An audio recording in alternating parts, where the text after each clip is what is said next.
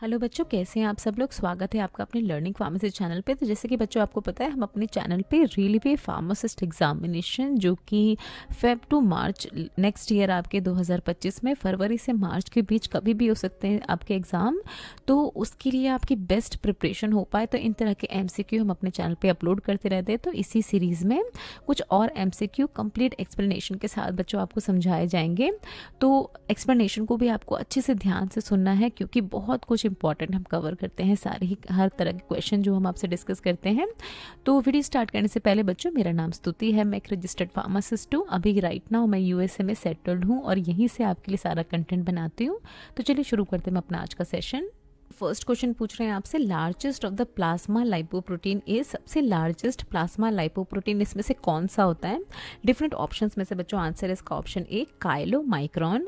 अगर हम बात करें, देखिए ये लाइपोप्रोटीन्स क्या होते हैं तो वो अभी हम देखेंगे। बेसिकली 5 डिफरेंट टाइप के प्लाज्मा लाइपोप्रोटीन्स होते हैं, जिसमें काइलोमाइक्रॉन आता है, फिर आता है देखिए very low density lipoprotein, intermediate density lipoprotein, low density lipoprotein यानी एलडीएल, एंड सबसे लास्ट में आता है हाई डेंसिटी लाइपोप्रोटीन।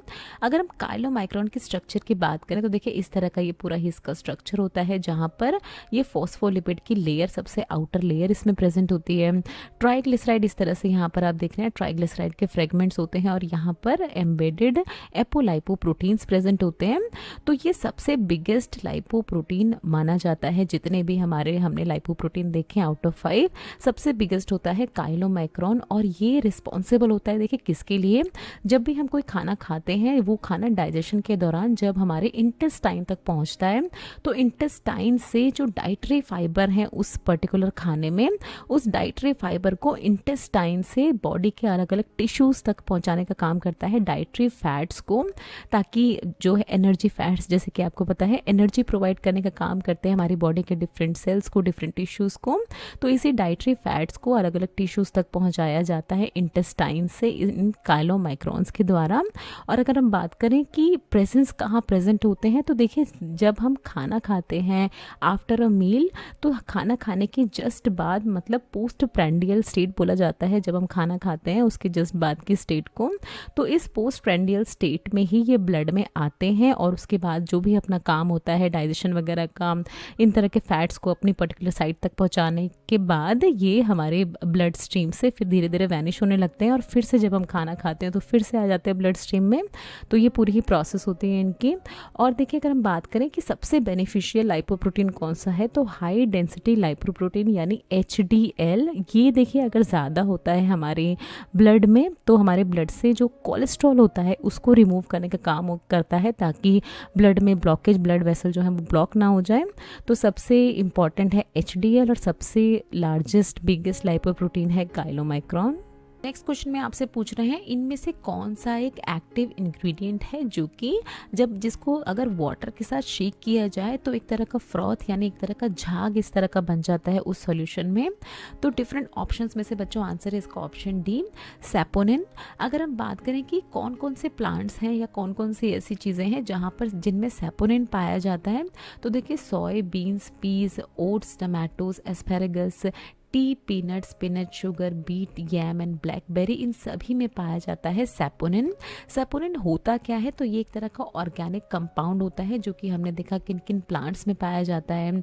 और बहुत सारे जो हमारे मेरीन इनवर्टिब्रेट्स हैं, मतलब जो वो सी क्रिएचर्स हैं हमारे जो ओशन में पाए जाते हैं, जैसे जेली फिश वगैरह, तो उनमें भी पाया जाता है इस तरह का कंपाउंड सैपोनिन। और बहुत सारे इंडस्ट्रीज़ में इसका इस्तेमाल किया जाता है। अगर हम बात करें कि क्यों बनाते हैं इस तरह का फ्रॉथ सैपोनिन, तो देखिए सैपोनिन में सैपोनिन एक तरह का ऐसा कंपाउंड है जिसका एम्पीफिलिक नेचर है। एम्पीफिलिक मतलब इसमें दोनों ही पार्ट, हाइड्रोफिलिक पार्ट और लाइपोफिलिक पार्ट, दोनों ही तरह की चीज़ें प्रेजेंट होती हैं। हाइड्रोफिलिक मतलब वाटर लविंग, और हाइड्रोफिलिक पार्ट में अगर बात करें कि इसमें क्या प्रेजेंट होता है, तो ग्लाइकोसाइड्स प्रेजेंट होते हैं जो कि वाटर में आसानी से घुल जाते हैं। लाइपोफिलिक पार्ट की अगर बात करें तो मतलब लिपिड फ्रेंडली होते हैं, जिनमें लिपिड्स डिसॉल्व हो सकते हैं।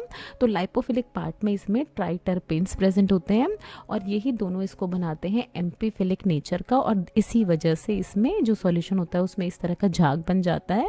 नेक्स्ट क्वेश्चन में आपसे पूछ रहे हैं बायोकेमिस्ट्री में पूफा का क्या मतलब होता है। पूफा स्टैंड्स फॉर डिफरेंट ऑप्शंस में से बच्चों आंसर इसका ऑप्शन भी पॉली अनसैचुरेटेड फैटी एसिड कहते हैं पूफा को।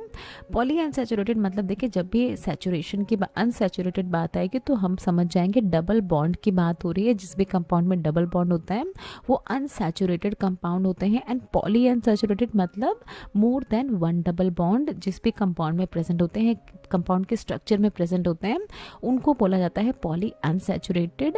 और अगर हम बात करें कि पॉली अनसैचुरेटेड फैटी एसिड्स क्या होते हैं तो ये ऐसे एसिड्स होते हैं, ये ऐसे सोर्सेज होते हैं पूफा के जिनमें क्या प्रेजेंट होता है omega 3 and omega 6 acid present होते हैं। अब देखिए ये जो है ये असेंशियल फैटी एसिड की कैटेगरी में आते हैं पॉली अनसैचुरेटेड फैटी एसिड वाले कंपाउंड। मतलब ह्यूमन बॉडी इसको किसी भी मीन से बनाती नहीं है, इसको बाहर से लेना पड़ता है, डाइट के थ्रू ही इसको ऑब्टेन किया जा सकता है। तो कौन सी ऐसी डाइट लिए जिनमें पूफा प्रेजेंट हो और पूफा की इंपॉर्टेंस क्या होती है वो भी आपको बताएंगे। तो देखिए walnut, flaxseed oil, salmon, soybean oil, corn oil, egg, soybean, sunflower seed and avocado, इनमें अच्छी खासी अमाउंट में प्रेजेंट होता है पॉली अनसैचुरेटेड फैटी एसिड। मतलब इन चीज़ों को खाने से आपको ओमेगा 3 और ओमेगा 6 फैटी एसिड मिल सकते हैं। और अगर हम बात करें कि क्या इंपॉर्टेंस होती है पॉली अनसैचुरेटेड फैटी एसिड की, तो देखिए हमारे जो ब्रेन के फंक्शन होते हैं, हमारे नर्वस सिस्टम की प्रॉपर फंक्शनिंग के लिए और हमारे कॉग्निटिव फंक्शन, कॉग्निटिव मतलब जो भी आप काम ध्यान से कर पाते हैं उन सब के लिए, हार्ट डिसऑर्डर को रिड्यूस करने के लिए, इन्फ्लामेशन को रिड्यूस करने के लिए, ब्लड प्रेशर को मेंटेन करने के लिए और भी बहुत सारी चीज़ों के लिए हमारी बॉडी में पॉली अनसैचुरेटेड फैटी एसिड हमको लेने होते हैं आउटसाइड सोर्स से। या तो आप वेजिटेरियन सोर्स ट्राई कर सकते हैं या जो नॉन वेजिटेरियन सोर्स हैं उनसे भी मिल सकते हैं पॉली अनसैचुरेटेड फैटी एसिड्स। आपसे देखिए yeast comes under the group of yeast, इसमें से क्या है, तो आंसर है इसका बच्चों ऑप्शन ए। यीस्ट एक तरह का फंगस यानी फंगाई है। अगर हम बात करें यीस्ट की तो ये क्या होता है, देखिए सिंगल सेल यानी यूनिसेलुलर यूकैरियोटिक यानी ऐसे ऑर्गेनिज्म जिनमें न्यूक्लियस प्रेजेंट होता है, इस तरह के ये ऑर्गेनिज्म है जो कि किंगडम फंगाई को बिलोंग करते हैं। मोस्ट कॉमन यीस्ट जो कि बेकिंग में इस्तेमाल किया जाता है, बहुत सारी जगहों पर यीस्ट का इस्तेमाल किया जाता है ब्रेड्स वगैरह बनाने में और भी बहुत सारी चीज़ें बनाने में, तो इसको बेकर्स यीस्ट के नाम से जानते हैं, जिसको साइंटिफिकली किस नाम से जानते हैं, सैक्रोमाइसिस सेरेविसियाई के नाम से जानते हैं। देखिए ये जो यीस्ट होते हैं एंड बैक्टीरिया वगैरह होते हैं ये सारे यूनिसेलुलर ऑर्गेनिज्म होते हैं, मतलब एक ही तरह की इसमें सेल प्रेजेंट होती है। अगर हम बात करें मल्टी सेलुलर ऑर्गेनिज्म तो हमारी जो सारे ह्यूमंस हैं हम सारे मल्टी सेलुलर ऑर्गेनिज्म की कैटेगरी में आते हैं, जहाँ पर बहुत सारी बिलियंस ऑफ सेल प्रेजेंट होती हैं और सारी सेल के अपने डिफरेंट फंक्शन होते हैं। तो ये डिफरेंस होता है यूनिसेलुलर और मल्टी सेलुलर में। और यूकैरियोटिक देखिए सेल्स जो हैं वो दो तरह की होती हैं, प्रोकैरियोटिक जिनमें न्यूक्लियस नहीं प्रेजेंट होता है एंड यूकैरियोटिक जिनमें इस तरह का न्यूक्लियस प्रेजेंट होता है इन तरह के ऑर्गेनिज्म में। तो इसी तरह का ऑर्गेनिज्म है यीस्ट, जहाँ पर हमने मोस्ट कॉमन एग्जाम्पल देखा इसका बेकर्स यीस्ट। इस क्वेश्चन में आपसे पूछ रहे हैं कौन सा एसिड प्रेजेंट होता है बैक्टीरियल सेल वॉल में, तो डिफरेंट एसिड्स दिए गए हैं बच्चों आपको। आंसर है इसका ऑप्शन ए म्यूरामिक एसिड। अब देखिए बात करें कि ग्राम पॉजिटिव और ग्राम नेगेटिव में, तो दोनों ही तरह के बैक्टीरियाज में इस तरह का म्यूरामिक एसिड प्रेजेंट होता है। बेसिक डिफरेंस की अगर हम बात करें तो ग्राम पॉजिटिव बैक्टीरिया में देखिए इस तरह की आउटर मेम्ब्रेन नहीं होती है जो ग्राम पॉजिटिव में नहीं होती है, जो कि ग्राम नेगेटिव में इस तरह की आउटर मेम्ब्रेन होती है।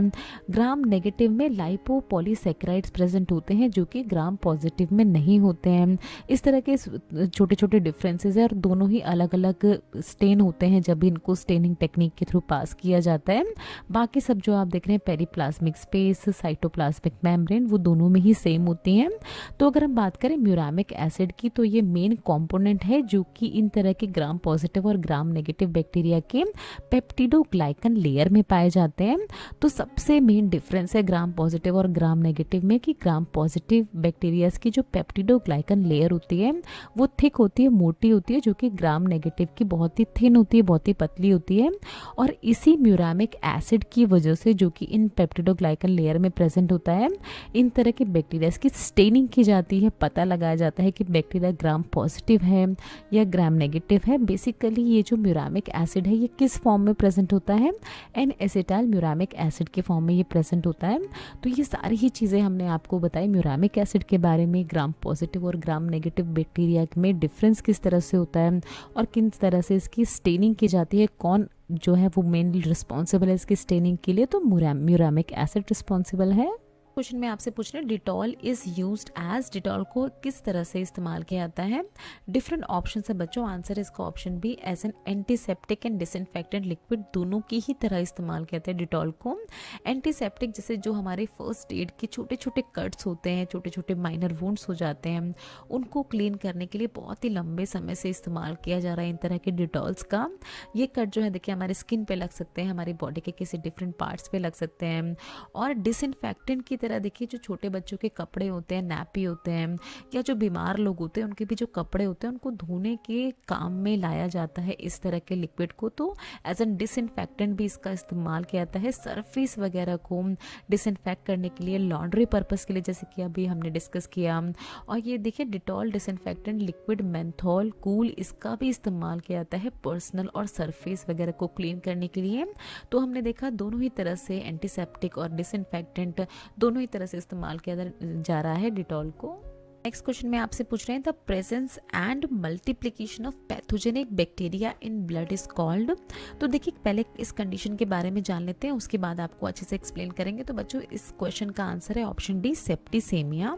अब देखिए बहुत ही बेसिक सा डिफरेंस है पर बहुत ही मेजर हो जाता है इन दोनों ही टर्म्स में, बैक्टीरियमिया और सेप्टिसेमिया में बहुत सारे बच्चे कंफ्यूज होते हैं। तो देखिए सेप्टिसेमिया एक ऐसी कंडीशन होती है जहाँ पर ये इस तरह का जो बैक्टीरिया है, पैथोजेनिक बैक्टीरिया, ये ब्लड स्ट्रीम में एंटर कर गया है और एंटर करने के बाद बहुत ही रैपिडली डिवाइड हो रहा है, मतलब बहुत ही रैपिडली ये मल्टीप्लाई हो रहे हैं इस तरह के बैक्टीरिया और इनकी कंसंट्रेशन ब्लड में बढ़ी जा रही है। इसका रीज़न जो होता है देखिए क्या होता है कि किसी बॉडी के किसी दूसरे पार्ट में इन्फेक्शन है, और ये इन्फेक्शन जो है किस पार्ट में इन्फेक्शन हो सकता है, जैसे इन्फेक्शन है लंग में, यूरिनरी ट्रैक्ट में, स्किन में, या इंटेस्टाइन के किसी भी पार्ट में इन्फेक्शन है, और यहाँ की जो बैक्टीरिया है वो रैपिडली पहले तो ब्लड स्ट्रीम में आ गए हैं और अब यहाँ पर आके वो मल्टीप्लाई हो रहे हैं। तो उस टर्म को कहा जाता है सेप्टिसीमिया, जो कि बहुत ही फेटल टर्म होती है। अगर ठीक से इसका इलाज नहीं किया गया तो देखिए ये कर देती है सेप्सिस, जो कि बॉडी का रिएक्शन होता है, एक्सट्रीम रिएक्शन होता है किसी भी इन्फेक्शन के अगेंस्ट, और जिसकी वजह से ऑर्गेन डैमेज और इवन डेथ तक हो सकती है। अगर हम बात करें बैक्टीरियमिया की, तो ये एक ऐसी कंडीशन होती है जहां पर इस तरह का पैथोजेनिक बैक्टीरिया जो है ब्लड स्ट्रीम में एंटर कर तो गया है बट बहुत ही टेम्पोररी है, बहुत ज़्यादा नुकसान नहीं पहुंचाएगा। ये थोड़ी देर के बाद ये बैक्टीरिया जो है बॉडी के अलग अलग रूट से बाहर निकल जाएगा, एक्सक्रीट आउट कर दिया जाएगा बॉडी के द्वारा, जैसे शेविंग वगैरह करने के दौरान जब कट लग जाता है तो इस तरह की चीज़ देखी जाती है, जो कि बिल्कुल भी डेंजरस नहीं होती। अगर हम सेप्टिसेमिया की बात करें बहुत ही डेंजरस कंडीशन होती है। नेक्स्ट क्वेश्चन में आपसे पूछ रहे हैं कौन सी डिसीज कॉज होती है एंड अमोइबा हिस्टोलिका के द्वारा। तो आंसर है बच्चों इसका ऑप्शन ए अमोबियासिस। देखिए ये जो अमोबियासिस है, एक अमीबियासिस या अमोबियासिस को दोनों ही नाम से जानते हैं, ये इंटेस्टाइनल इन्फेक्शन होता है, यानी बाउल इलनेस की वजह से होता है, जहाँ पर एक टाइनी पैरासाइट जिसका नाम अभी हमने देखा एंटामोइबा हिस्टोलिका, ये एंटर कर जाता है इंटेस्टाइन में, बहुत सारी डिफरेंट परेशानियां जो हैं वो होने लगती हैं पर्सन को। तो ये देखिए किसके थ्रू स्प्रेड होता है, ह्यूमन फीसिस के थ्रू, यानी जो ट्रॉपिकल एरिया होते हैं, जो गांव की जगह होती हैं जहाँ पर बहुत ज़्यादा हाइजीन मेंटेन नहीं किया जाता है, तो वहाँ पर यहाँ ह्यूमन पूप में, ह्यूमन फीसिस में इस तरह के बैक्टीरियाज होते हैं जो कि पर्सन के इस तरह के गैस्ट्रोइंटेस्टाइनल ट्रैक्ट में एंटर कर जाते हैं और इंटेस्टाइन में पहुँचने के बाद वो अपना पूरा ही एक्शन शो करते हैं, जिसकी वजह से बहुत सारी परेशानियाँ, जिसमें से मेजर चीज़ों की अगर हम बात करें तो पेट में दर्द होना, किस तरह के इन्फेक्शन होना, डायरिया होना, इन तरह की चीज़ें कॉज करता है ये। एंड नेक्स्ट क्वेश्चन में आपसे पूछ रहे हैं Widal test is used for diagnosis of. Widal test को इसमें से किसके डायग्नोसिस के लिए इस्तेमाल किया जाता है, डिफरेंट ऑप्शन में से बच्चों आंसर इसका ऑप्शन बी थाइफॉइड फीवर के डायग्नोसिस के लिए किया जाता है। अब देखिए हम बात करें कि इस टेस्ट का पूरा ही प्रोसीजर क्या है, तो जो भी पेशेंट, जो भी पर्सन होता है उसका ब्लड को को विड्रॉ किया जाता है और ब्लड को सेंट्रीफ्यूगेशन में भेजा जाता है ताकि सीरम अलग हो जाए और उस सीरम में देखा जाता है कि एंटीबॉडीज़ प्रेजेंट है या नहीं। अगर और अच्छे से आपको एक्सप्लेन करें तो देखिए, जब भी हमारी बॉडी में कोई भी फॉरेन इन्वेडर एंटर करता है तो हमारी बॉडी उस फॉरेन इन्वेडर के अगेंस्ट एंटीबॉडीज़ बनाने लगती है। इस केस में फॉरेन इन्वेडर क्या होगा? थाइफॉइड फीवर के केस में साल्मोनेला थाइफी। ये साल्मोनेला थाइफी जो है, देखिए ये जो कंटामिनेटेड फूड और कंटामिनेटेड वाटर होता है उसके थ्रू किसी भी पर्सन की बॉडी में एंटर कर सकता है और एंटर करते ही साल्मोनेला थाइफी क्या बनाने लगेगा? हमारी बॉडी क्या बनाने लगेगी? इसके अगेंस्ट एंटीबॉडीज़ बनाने लगेगी। तो अगर पर्सन के सीरम में, पर्सन के ब्लड के जो सीरम हमने एक्सट्रैक्ट किया है उसमें अगर एंटीबॉडीज़ प्रेजेंट हैं, इसका मतलब उसको इन्फेक्शन है साल्मोनेला थाइफी का और इसका मतलब उसको थाइफॉइड फीवर है। अगर इसकी पर्सन के ब्लड में एंटीबॉडीज़ नहीं पाई गई हैं इसके अगेंस्ट, साल्मोनेला थाइफी के अगेंस्ट, इसका मतलब थाइफॉइड फीवर उस पर्सन को नहीं है। तो ऐसे आई होप आपको समझ में आया होगा कि किस तरह से पता लगाया जाता है इस तरह के इन्फेक्शन का। अगर हम बात करें थाइफॉइड फीवर की तो ये एक तरह का लाइफ थ्रेटनिंग बैक्टीरियल इन्फेक्शन होता है जो कि इंटेस्टाइनल ट्रैक को अफेक्ट करता है। बेसिकली अल्सर वगैरह कर देता है इंटेस्टाइनल ट्रैक में, और भी बहुत सारी चीज़ें हैं जो कि इस फीवर के द्वारा हो सकती है, जैसे enlargement of spleen and liver, rashes आ सकते हैं बॉडी पे। और ये जो है देखिए, समटाइम ये फीवर जो है ये ब्लड स्ट्रीम तक पहुंच जाता है, तो इसकी प्रॉपर अगर ट्रीटमेंट की जाए तो इसको ठीक भी किया जा सकता है।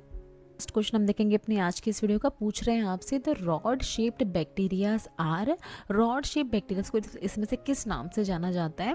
तो बच्चों आंसर इसका ऑप्शन डी, बेसिलस के नाम से जाना जाता है। देखिए बेसिकली अगर हम बात करें तो 4 मेन टाइप के बैक्टीरियाज होते हैं, जिसमें स्फेयर शेप बैक्टीरिया होता है जिसको कोकाई के नाम से जाना जाता है। सबके बारे में आपको पता होना चाहिए क्योंकि एग्जाम में कुछ भी आपसे पूछ सकते हैं। रॉड शेप बैक्टीरिया जिसको बेसिलाई के नाम से जाना जाता है, स्पाइरल शेप जिसको स्पाइरोचेट्स के नाम से जानते हैं, एंड विब्रियो जिसको कॉमा शेप बैक्टीरिया के नाम से जानते हैं। तो ये मेन बैक्टीरियाज होते हैं जो कि किसी भी तरह की डिसीज को ट्रांसमिट करने के लिए person to person, individual to individual बहुत ही इंपॉर्टेंट रोल प्ले करते हैं। अगर इनके पार्ट में हम बात करें तो रॉड शेप बैक्टीरिया देखिए ये अगर हम बात करें तो बहुत ही मेजर रोल प्ले करते हैं डिसीज़ ट्रांसमिशन में। जो डिसीज़ किस वजह से स्प्रेड हो रही है? कंटामिनेटेड फूड की वजह से हो रही है, या तो कंटामिनेटेड वाटर की वजह से हो रही है, या इन्फेक्टेड इंडिविजुअल्स जो है जिनको पहले से इन्फेक्शन है तो उनके थ्रू जो डिसीज़ एक पर्सन से दूसरे पर्सन में ट्रांसफ़र हो रही है, उनमें रॉड शेप बैक्टीरिया बहुत ही इंपॉर्टेंट रोल प्ले करते हैं। जहाँ पर बहुत ही बेसिक एग्जाम्पल की अगर हम बात करें तो ई कोलाई एंड साल्मोनेला, जो कि अभी हमने अपनी प्रीवियस स्लाइड पे देखा था, साल्मोनेला थाइफी जिसके थ्रू थाइफॉइड फीवर हो रहा था, तो वो सारे ही आते हैं रॉड शेप बैक्टीरिया की कैटेगरी में। थैंक्स फॉर वॉचिंग बच्चों। नेक्स्ट वीडियो में हम कवर करेंगे कुछ इसी तरह के बहुत ही इंपॉर्टेंट क्वेश्चन जो कि आने वाले रेलवे फार्मासिस्ट एग्जामिनेशन में बहुत ज़्यादा हेल्प करने वाले हैं आपको। तो वीडियो को लाइक किए बिना बिल्कुल ना जाएं, बहुत मेहनत लगती है आप तक सारा कंटेंट पहुंचाने के लिए, तो सपोर्ट ज़रूर दिखा के रखें अपना, चैनल को सब्सक्राइब ज़रूर कर लें। और किसी भी तरह का अगर सवाल है आपके मन में तो नीचे दिए गए कमेंट सेक्शन में आप हमसे पूछ सकते हैं। तो थैंक्स फॉर वॉचिंग, मिलते हैं अगले वीडियो में आपसे। ये कुछ हमारे रिलेटेड वीडियोस के लिंक है जिन पे क्लिक करके आप इनको देख सकते हैं। दोस्तों लर्निंग फार्मेसी पे आने के लिए और ये वीडियो देखने के लिए आपका बहुत बहुत शुक्रिया। मिलते हैं अगले वीडियो में।